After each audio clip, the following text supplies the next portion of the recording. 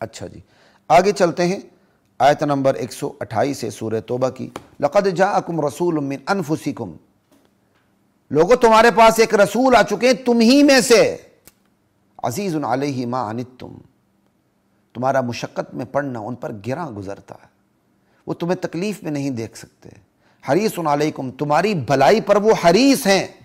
बिलमुमिनीन रऊफ़ुर रहीम, अहले ईमान पर वो निहायत मेहरबान और रहीम है।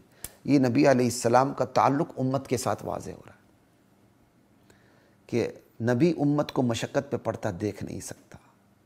नबी उम्मत के लिए भलाई का हरीस होता है, नबी उम्मत पर मेहरबान होता है, नबी उम्मत पे तरस खाता है।